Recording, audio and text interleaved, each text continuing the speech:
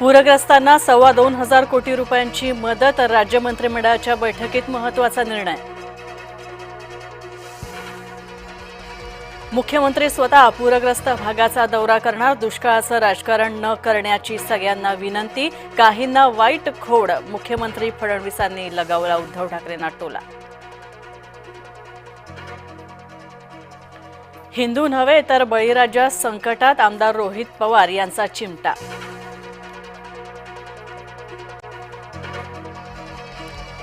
महाराष्ट्रात पुराचं नुकसान, 70 लाख एकर, कृषी मंत्री दत्तात्रय भरणे यांची माहिती। तर महायुतीत मंत्रिमंडळासमोर पूरस्थिती, नुकसान भरपाईचे आव्हान। अजित पवार पुण्याऐवजी मराठवाड्यात जाणार, उपमुख्यमंत्र्यांचा पूरस्थिती दौरा होणार। बुधवारी सार्वजनिक कार्यक्रम टाळून अजित पवारांचं पूरस्थितीवर लक्ष असणार।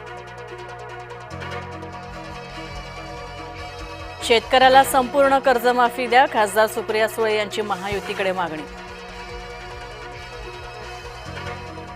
कोलकात्यामध्ये भयावह दुर्घटना, साचलेल्या पाण्यात विजेचा प्रवाह शिरला, 5 जण दगावले, ममता सरकारच्या कारभाराचे धिंडवडे।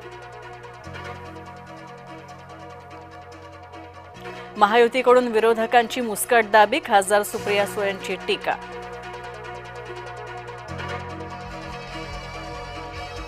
केंद्रीय गृहमंत्री अमित शहा यांनी केले अंबामाताचे पूजन, तलवार भेट देऊन केंद्रीय गृहमंत्र्यांचा सत्कार।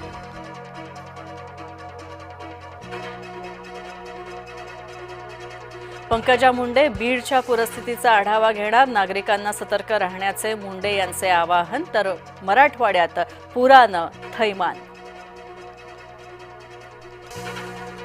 अतिवृष्टीमुळे अनेक ठिकाणी शाळा ठेवण्यात आल्या बंद, शाळकरी मुलांच्या सुरक्षिततेच्या दृष्टिकोनातून प्रशासनाचा निर्णय। धाराशिवमध्ये पूरस्थिती नियंत्रणात, मात्र नुकसान मोठ्या प्रमाणावर, अडकलेल्या नागरिकांना हेलिकॉप्टरद्वारे वाचवण्यात अजूनही प्रयत्न सुरू। तर आता आव्हान शेतीच्या नुकसान भरपाई देण्याचं।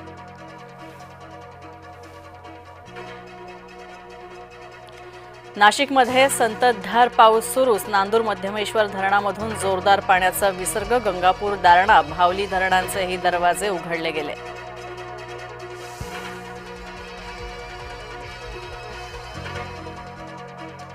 पूरस्थितीवर मुख्यमंत्री फडणवीसांचं लक्ष, स्थानिक प्रशासनासह जिल्हाधिकाऱ्यांशी मुख्यमंत्र्यांची चर्चा।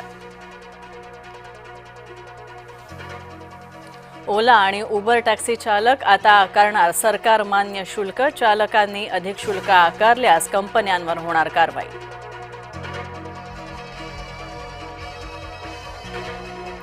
शनिशिंगणापूर देवस्थानाच्या नावावर प्रशासकाची नियुक्ती, तर अहिल्यानगरचे जिल्हाधिकारी देवस्थानचे प्रशासक शनिदेवांच्या भक्तीचा बाजार मांडणाऱ्यांचा मुसक्या आवळणार।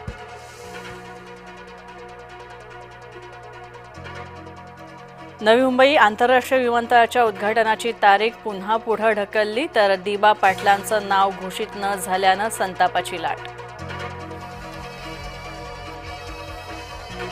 मुंबईमध्ये लवकरच पॉड टॅक्सी धावणार, तर कुर्ला ते बांद्रा दरम्यान रेल्वे स्थानकांच्या दरम्यान धावणार वाहतूक सेवा आणि कोंडी कमी करण्यासाठी पॉड टॅक्सीचा निर्णय।